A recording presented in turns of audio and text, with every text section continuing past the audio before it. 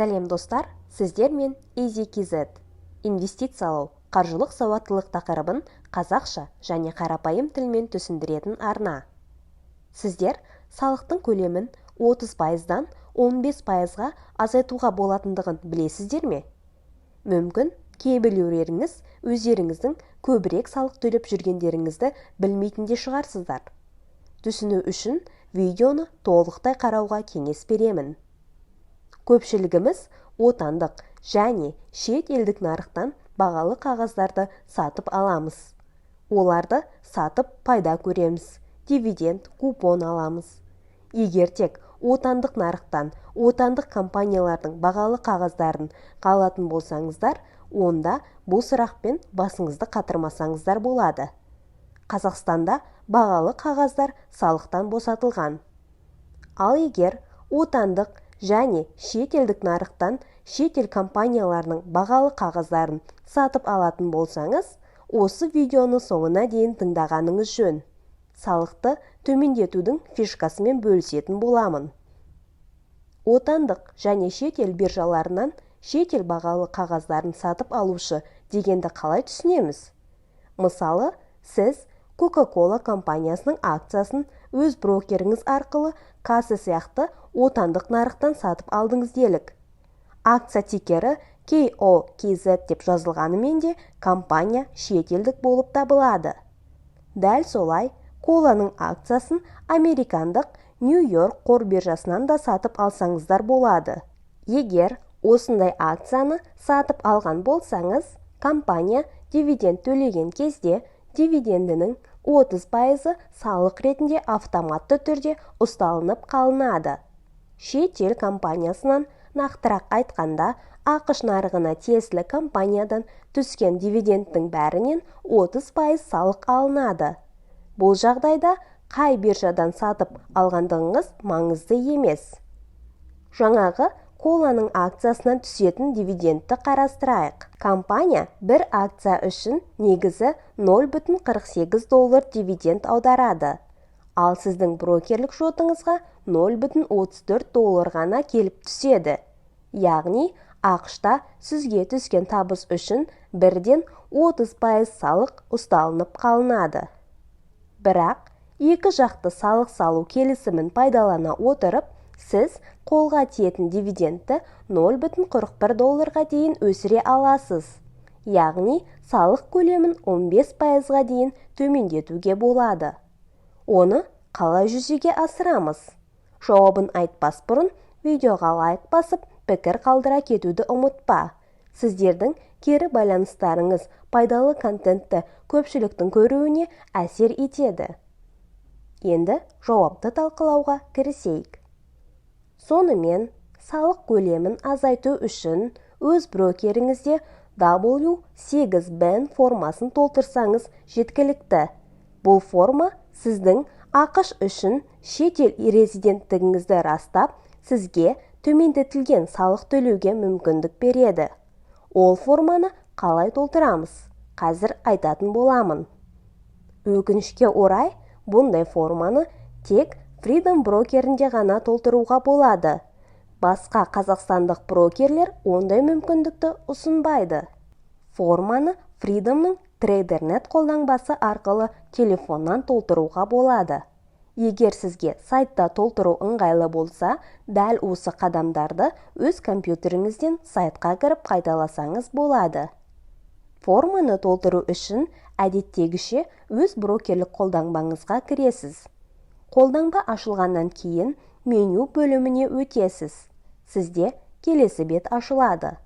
Осы жерде бетті төмен жылжытып, персональные данные деген бөлімде форма W8BEN дегенді таңдайсыздар. Егер сіздер бұрын тапсырған болсаңыздар, онда сізде менікіндей бет ашылады.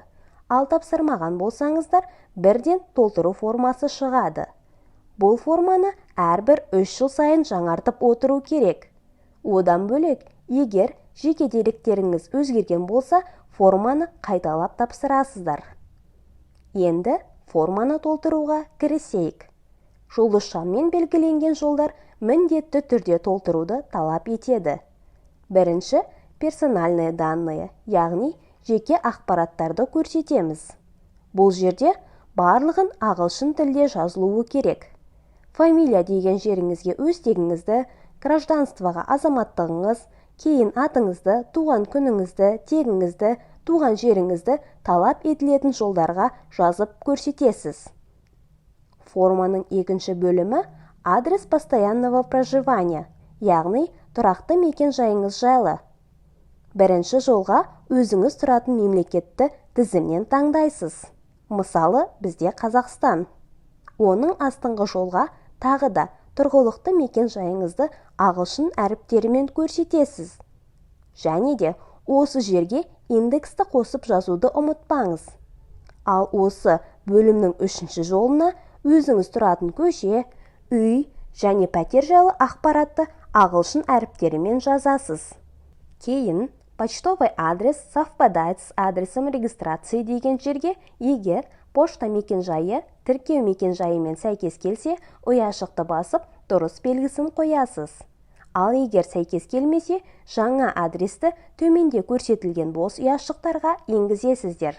Менің жағдайымда сәйкес деп таңдап, ары қарай форманы толтыруды жалғастырамын. Келесі жолда сіз қай елдің салық резиденті болып табыласыз, соны көрсетуіңіз керек. Біздің жағдайда қайтадан тізімнің арасынан Қазақстанды таңдаймыз.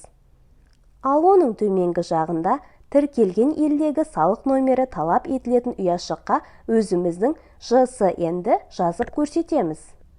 Келесі жолда FATCA статусы сұралынады. Бұл жерде ақш резиденті емес деген жолды таңдаймыз, яғни non-US person. Осыдан кейін применение налоговых льгот и освобождение по СОИДН деген бөлімге өтеміз. Бұл бөлім екі жақты салық салынудан босатылатындығыңыз жайлы. Кейбір елдер, оның ішінде Қазақстан резиденттері, табыс, көзі ақш елі болған жағдайда салықтық жеңілдіктер алып, одан босатылуға құқықтары бар. Осыған орай, бұл бөлімде біз салықтық жеңілдіктер иеленуге құқығымыз бар екендігін растау үшін «Выберите одну из двух опций» деген жазудың үстінен басып, «Да, я имею право на пониженную ставку по доходам» деген опцияны таңдаймыз. Осыдан кейін, тағы да бір рет өзіңіз тұратын еліңізді және салықтық резиденттілігіңіз болып табылатын елді осы ұяшықтың үстінен басу арқылы таңдау керек. Біздің жағдайда бірінші тұрған Қазақстанды таңдаймыз, яғни 15% салықтық жеңілдік беріледі. Осыдан кейін шоттың егерінің резиденттілігі мен ақш арасында табысқа салынатын салық бойынша келісім бар екендігін растаймыз. Ол үшін осы екі ұяшықтың біріншісіне дұрыс белгісін қою керек. Келесі екі бөлім ақпараттың растығы мен электронды қол қоюға рұқсат алуға арналған. Подтверждение и согласие на электронные подписи деген жерде барлық үш ұяшыққа таңдау белгісін қойып шығу керек. Экранды төмен жылжытып, көрсетілген ақпараттың растығын білдіру үшін және онымен таныс екендігіңізді білдіру үшін төмендегі 5 ұяшыққа таңдау белгісін қоясыздар.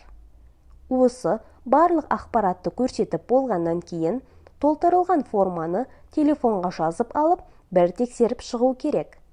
Егер барлық ақпарат дұрыс болса, вы ознакомились с формой деген ұяшыққа кіріп, «Я таныстым, подтверждаю» деген нұсқаны таңдайсыз. Осыдан кейін сізге бірнеше секундтарда тіркелген ұялы телефоныңызға SMS-код келеді. Соны пайда болған бос ұяшыққа енгізіп, подтвердить деген көк батырманы басасыздар.